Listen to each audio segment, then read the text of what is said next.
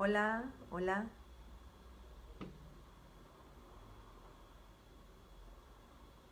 A ver, ¿se aparece alguien?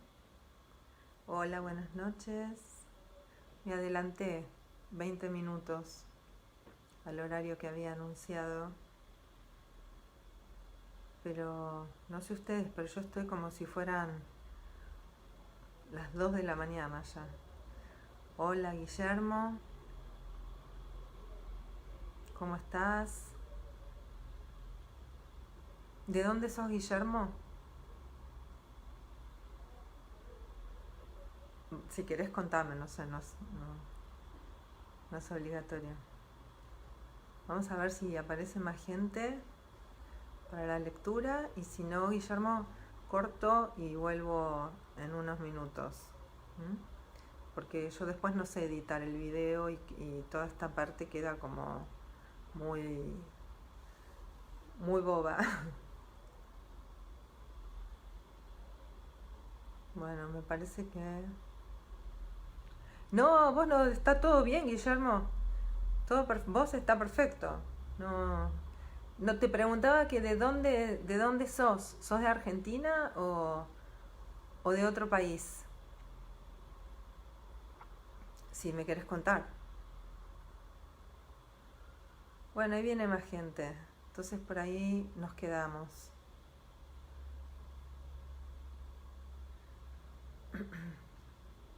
¡Oh!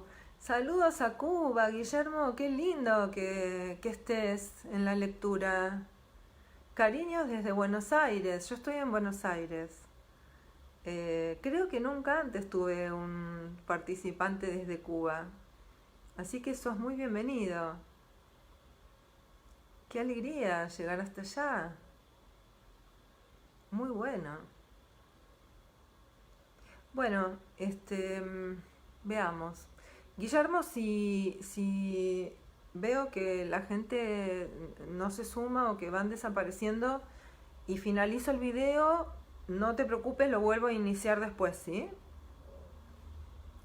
Te aviso para que te quedes.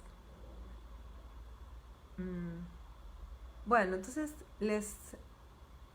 a ver, se va yendo. Claro, lo que pasa es que yo lo anuncié a las 10 y son 10 menos 20 pasadas. Hola, Alicia. Bueno, si Guillermo y Alicia me hacen la gamba, yo me quedo. Total, después lo miran. ¿Mm? No me preocupa. Eh, bueno, como les vengo diciendo, ya estamos en la recta final para la presentación de Efectos de Estilo, el último libro que salió publicado mío por Grama Ediciones, que es un libro que la verdad es muchas cosas a la vez. En principio, para no complicarla mucho, diría que hasta ahora es un... Hola, Susana. Es un manantial de alegrías que yo no esperaba recibir, de verdad. El libro fue la elaboración de un proceso subjetivo muy profundo mío. Escribir el libro participó de ese, de ese proceso de transmutación y para mí con eso ya casi que estaba cumplida la tarea. Así que haya visto la luz como libro y además editado por Grama es eh, muy genial todo. Les decía que este viernes a las 15 horas va a ser la presentación oficial, que se demoró un poquito, se hizo desear porque no había muchas fechas disponibles para elegir. Así que, bueno, va a ser este viernes por fin, porque yo ya no puedo más de los nervios que tengo y del agotamiento. Así que, bueno, este viernes espero verlos. Eh, los presentadores son un lujo, ya lo subí muchas veces en el Facebook, pero te los cuento. Gustavo de Sal, psicoanalista argentino radicado en España hace más de 30 años y gran escritor. Oscar Ventura, también argentino, psicoanalista, radicado en Alicante, creo, y con una inclinación que para mí es notoria hacia la literatura también y que a mí me gusta mucho. Y Silvia Salman, una analista de Buenos Aires, que las contingencias de la vida hicieron que a lo largo de varias décadas nuestras vidas se cruzaran y nos encontráramos compartiendo cosas relativas al psicoanálisis y a los analistas que habíamos elegido. Así que, bueno, son 3 presentadores para mí muy cercanos, muy allegados y además gente muy inteligente y muy, a mi gusto, muy inspirada respecto del psicoanálisis. Y después, por supuesto, va a estar Alejandra Glassi, que es la editora. Un poco la gestora de todo este proyecto de efectos de estilo como libro. Bueno, entonces ya les leí una parte, el primer capítulo, hace algo más de un mes y pico, cuando recién salió. Entonces ahora, a modo para refrescar, porque hay gente que me escribe y me pregunta si es un libro difícil.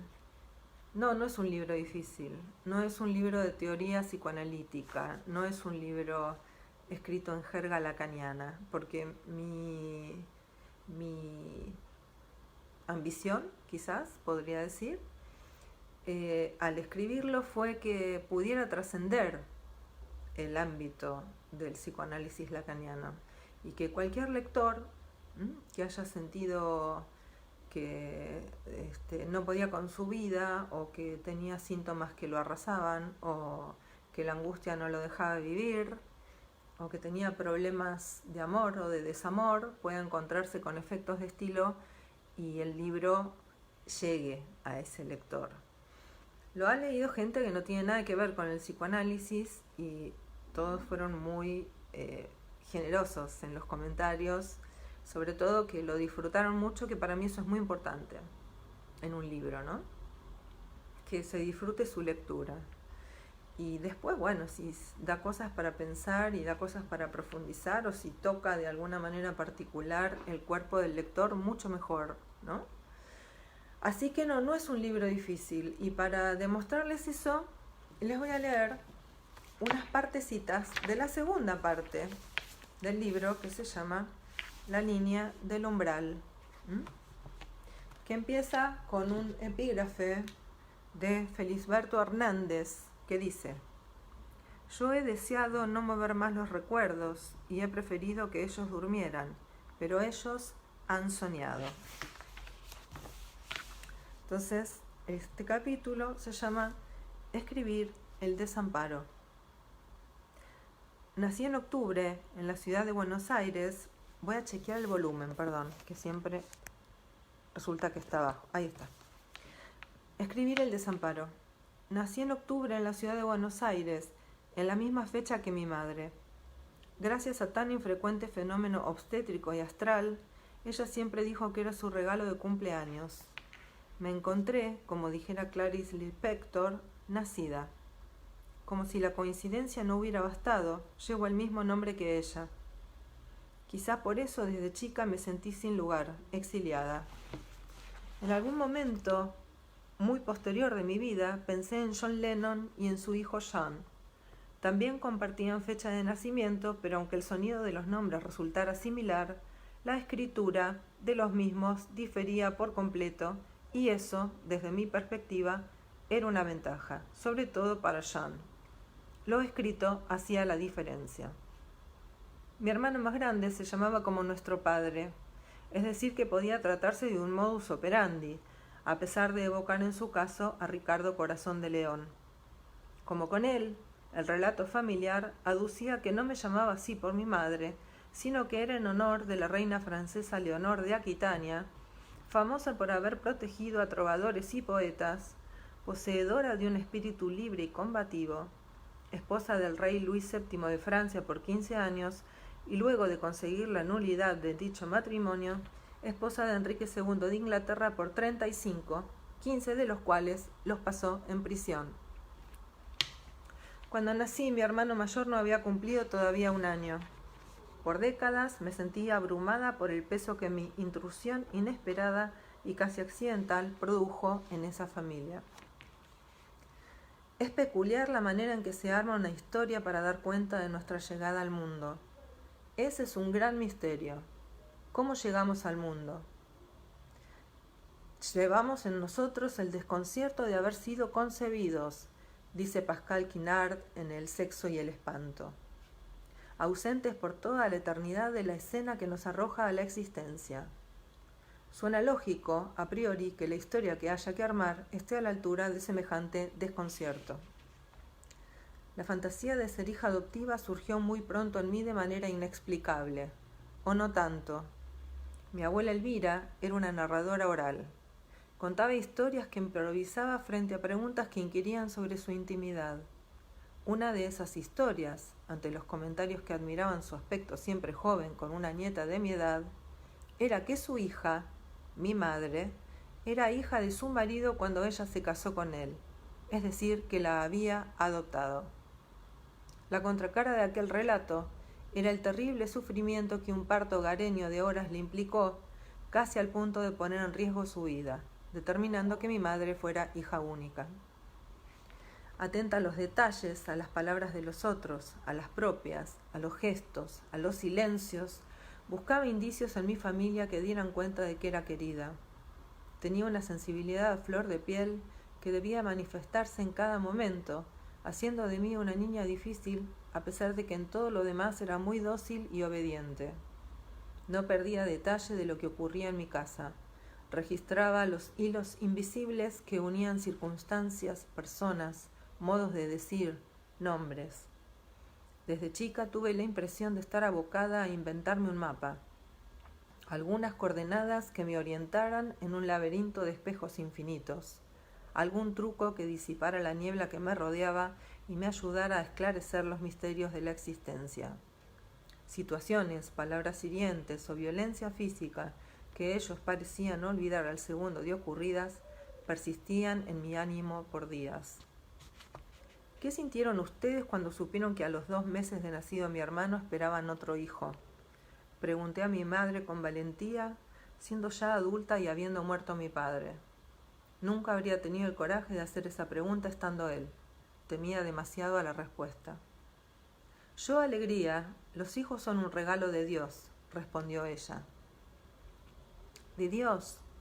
Sí, claro. ¿Y papá? Tu padre se asustó. No sabía si iba a poder mantener una familia con 2 hijos. Por paradojal que suene, en mi casa nunca faltó nada de todo lo que podía adquirirse con dinero. Incluso daba la impresión de que vivíamos un poco más allá de las posibilidades. En los años compartidos, interrumpidos recién cuando me casé, otro relato contribuyó al armado de mi propia ficción subjetiva. Mi papá contaba divertido que mi verdadero padre era el ginecólogo, que le había ido a mi madre con el cuento de que en tanto amamantara al recién nacido no quedaría embarazada. El deseo de ser padre no cotizaba en bolsa ni era comprable. Me recuerdo aún hoy como una niña tímida y vergonzosa, desamparada, desprotegida, a pesar de que mi hermano mayor soportó mi cercanía casi permanente, como si fuéramos la misma persona, como si fuéramos intercambiables, como si fuéramos uno. Desde el minuto 0, en ausencia de mis padres, de familiares o maestros, iba donde fuera él. Quedaba ridículamente a su cuidado cuando él era apenas 11 meses mayor.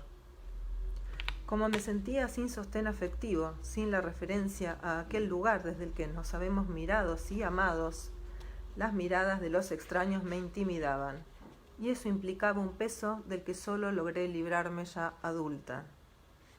El cruce entre ser una reina y ser el regalo de Dios era mortificante, Me deshumanizaba asumir las enormes expectativas que todo aquello implicaba.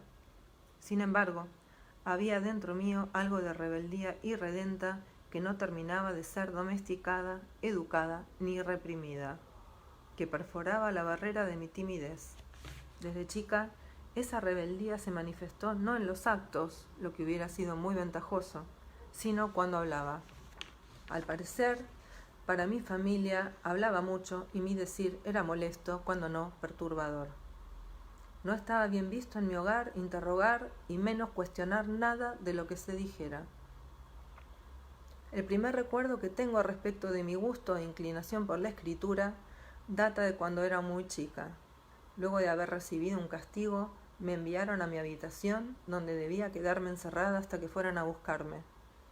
Con la frescura de algo vivido hace segundos, recuerdo la escena. Tenía un cuarto para mí sola, a diferencia de mis dos hermanos que lo compartían. No recuerdo si hubo en nuestra crianza alguna otra diferencia que me favoreciera. Juegos de té de porcelana diminutos coexistían en la habitación con una mesita de caña con sillas también pequeñas como para una niña. Estoy sentada a la mesa, papel y lápiz. Escribo una carta dirigida a mis padres. Expreso en ella la furia por un castigo que juzgo injusto en una casa en la que la palabra justicia no era una más ni una palabra como las otras. Era omnipresente, imposible de acallar. El mundo era injusto, la distribución de la riqueza era profundamente desigual y la existencia de Perón y de la doctrina justicialista eran la prueba material que daba cuenta de que debía cambiar, que no había que detenerse hasta lograr que el mundo fuera igualitario.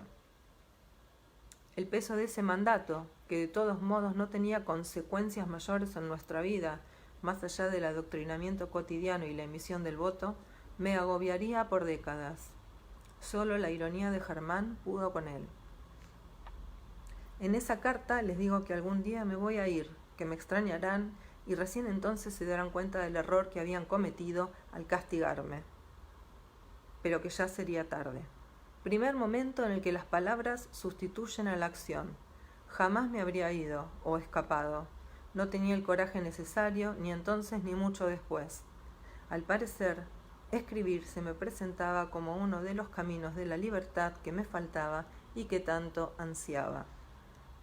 En décadas posteriores, como en aquel recuerdo, mis actos de justicia encontrarían su expresión en mis escritos. Me hice escritora también para mentir. En mi hogar, la verdad era una máxima tan férrea como indescifrable. Así escribiría también para jugar y gozar con las palabras que sentía ausentes durante mi infancia y adolescencia. La escritura se dirigía al otro, pero en el mismo movimiento de la letra lo desdibujaba, lo adelgazaba, hasta hacerlo perder entidad y poder, hasta transformar lo escrito en otra cosa, más allá de lo que lo había causado, más allá del sentido que en el origen quisiera darle.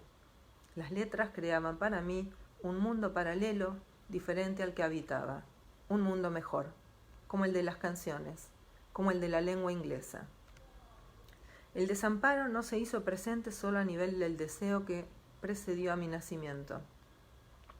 El 27 de enero del 73 nos íbamos en auto a Mar del Plata a pasar un fin de semana largo. La ruta era de doble mano, no se parecía en nada a la autopista que ahora une ambas ciudades. Nuestro auto pinchó una de las gomas traseras, se cruzó hacia la mano contraria. Un Rambler familiar en el que viajaban 9 personas no logró esquivarnos y nos embistió.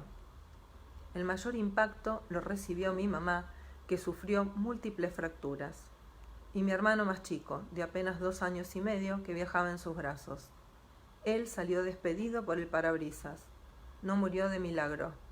En realidad fue milagroso que no muriera nadie, aunque algo haya muerto inevitablemente. A partir de ese día, nada fue como antes. Mi mamá y mi hermano menor pasaron meses internados sin verse. Mi papá y mi abuela Elvira se turnaban al cuidado de ambos.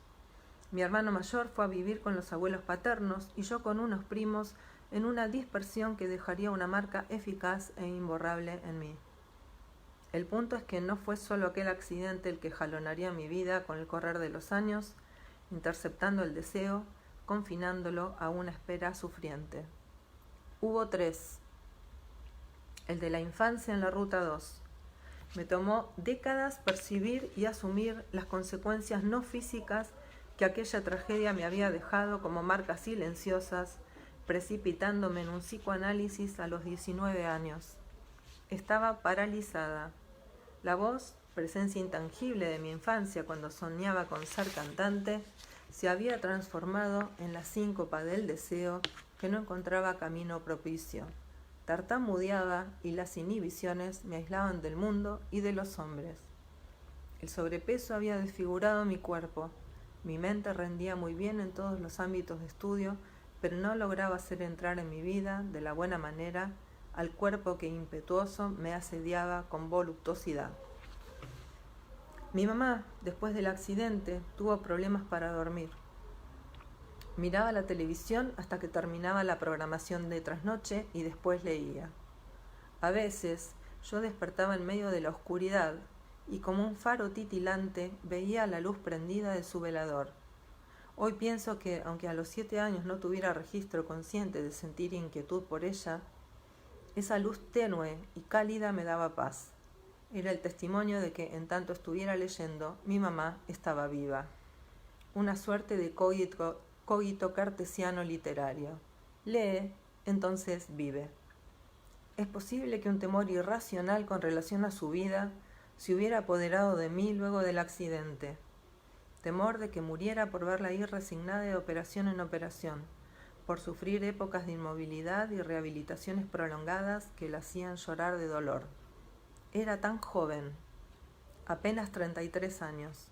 Entonces yo no tenía dimensión alguna de su juventud. Eso llegó con los años, cuando yo misma fui madre y cuando, décadas más tarde, y habiendo emigrado, me caí en mi casa de Santiago de Chile. Lo pienso mientras escribo estas líneas. En aquella época veía a mi mamá como alguien frágil, muy frágil, en una cama de la que no podía levantarse, llevada por un deseo de saber hasta los más mínimos detalles de los linajes de las casas reales de Europa. Su memoria era débil, decía, pero recordaba hasta pelos y señales de las vidas de aquellos personajes de una historia muy lejana. Fue una época en la que, intuyo, se le impuso no prestarle atención a su cuerpo, en la medida en que el dolor se lo permitiera, y desarrollar la mente todo lo que pudiera, llenarla de información, de datos, de fechas, de nombres que cubrieran su cuerpo dañado, que la distrajeran del sufrimiento. El segundo accidente fue uno que sufriera la compañía aérea para la que trabajaba, quien ya era en ese momento mi marido. El trágico saldo fueron decenas de muertos, el lento e inconfesable vaciamiento de la empresa y un designio que nos llevaría a emigrar. Corría el año 1999. El tercero ocurrió viviendo en Santiago de Chile en el 2003. Descolgaba una cortina. No medí los riesgos. Estaba en un piso 12. El marco de la ventana era bajo. Subiéndome a él pude llegar a los ganchos de la cortina.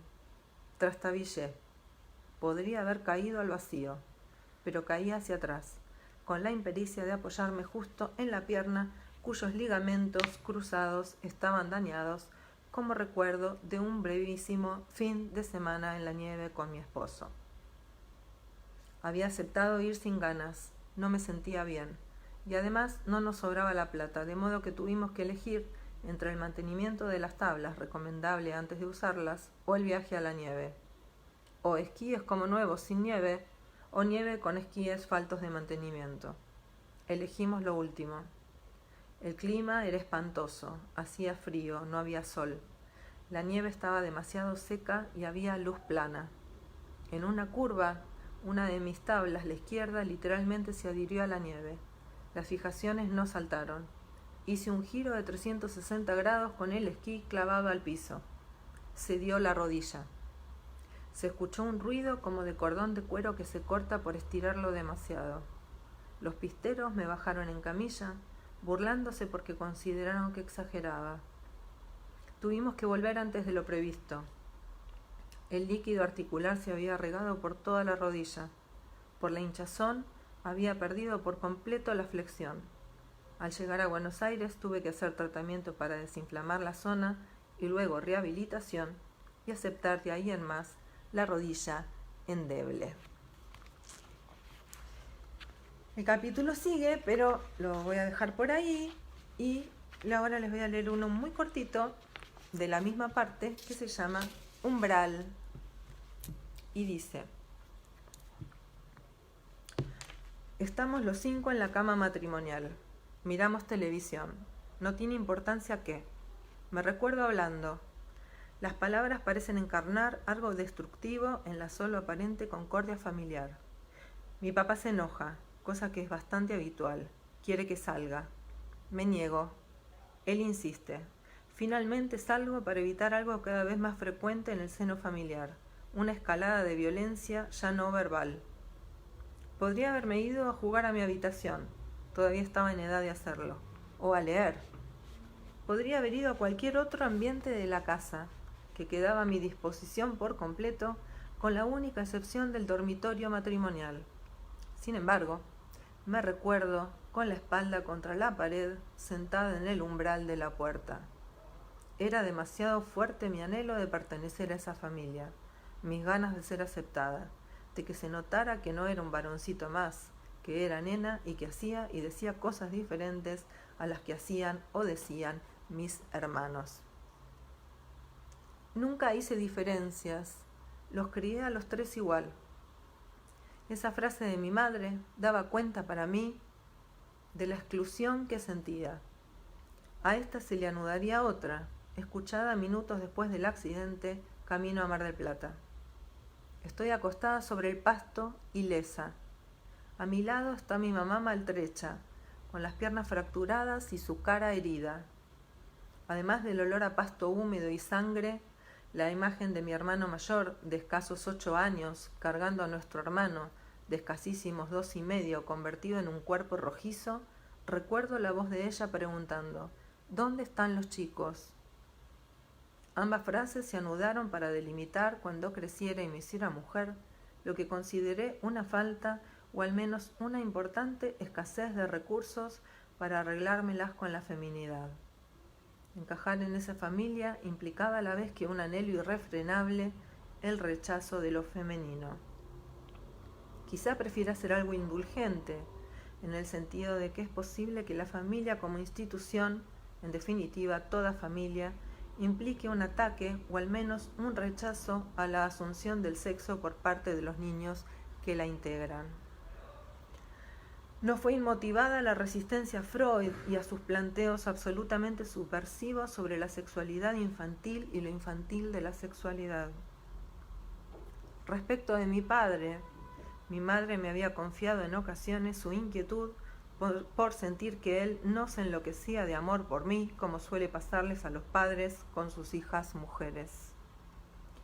Relaté ambos recuerdos a E.L. varias décadas después de ese accidente, ya ocurridos el divorcio y la muerte de Germán.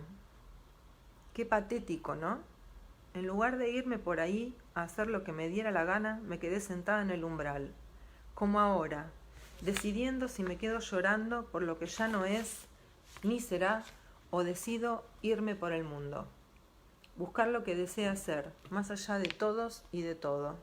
Irme realmente por el mundo a viajar, a tener experiencias, a conocer gente. Venir a vivir a París, cambiar de lengua, ¿por qué no? El hecho de que cuando murieran mis analistas en Buenos Aires, eligiera ambas veces analistas extranjeros no era azaroso. Hablaban a la perfección varias lenguas. El castellano que se hablaba en mi casa natal me había dejado en una desorientación absoluta. Bueno, todo por hoy sobre efectos de estilo. Yo no sé qué mucho más decir sobre esto.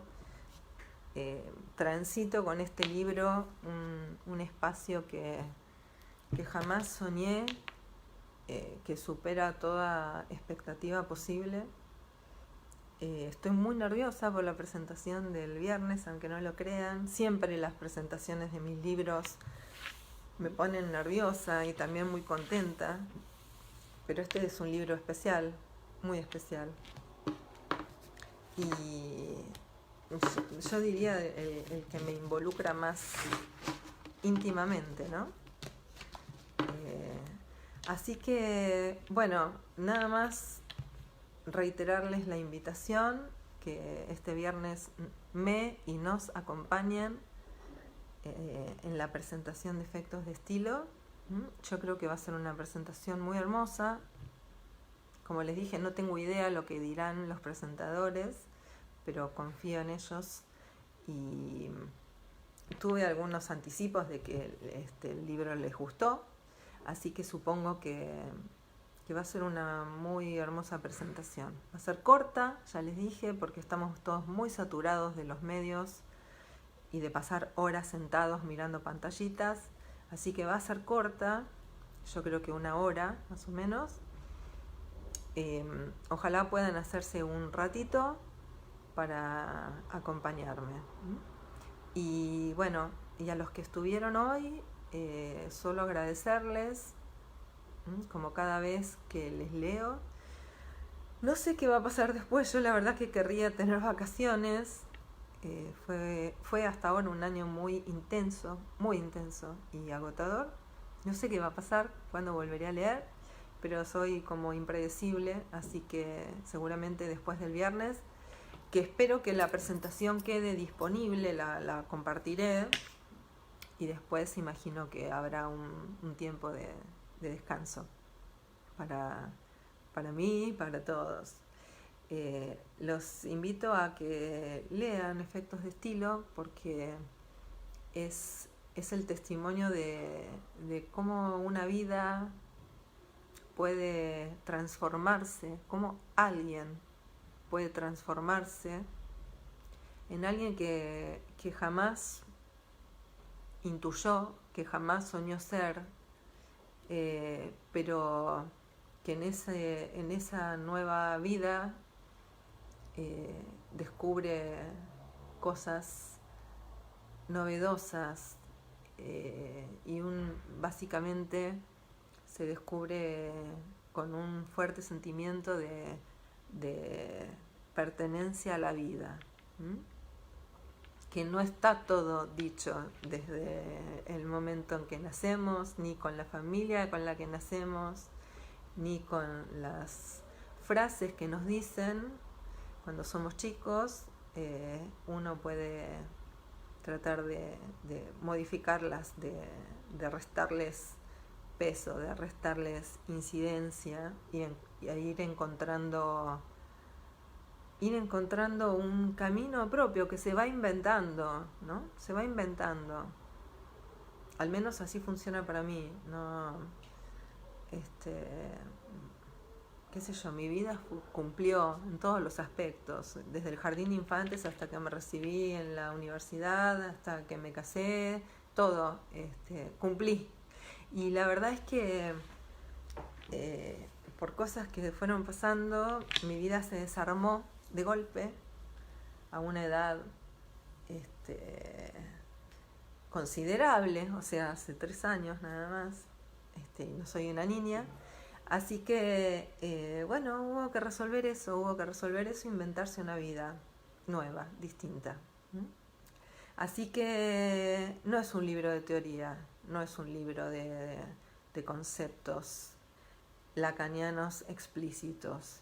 Están implícitos, pero por supuesto no van a ser ningún obstáculo para los lectores, o al menos eso espero yo. Así que bueno, ojalá se encuentren con Efectos de Estilo. Para mí es una gran alegría. Recibo muchos comentarios que me guardo para mí, en mi corazón. Algunos los comparto, y les agradezco mucho a todos, mucho, de verdad. Y porque, como digo siempre, habiendo tanta cosa importante y tanto escritor genial para leer, que alguien dedique algunas horas de su vida y de su energía y de su concentración a algo que escribo yo, para mí es un honor. Quiero decir, siempre nombro a mis favoritos, ¿no? Pero digo, está Cervantes, está Dante, está Shakespeare, está Joyce, y nombro a los primeros que me vienen a la mente. La verdad es que para mí es cada lector de cada libro que yo escribo me hace un gran honor leyendo lo que yo escribo. Así que muchas gracias para todos, muchas gracias y nos vemos el viernes. Nos vemos el viernes. Después leo lo que escribieron, que no, si no me distraía y perdía el hilo de la lectura. Bueno, les mando muchos besos a todos y hasta el viernes. Nos vemos. Chao.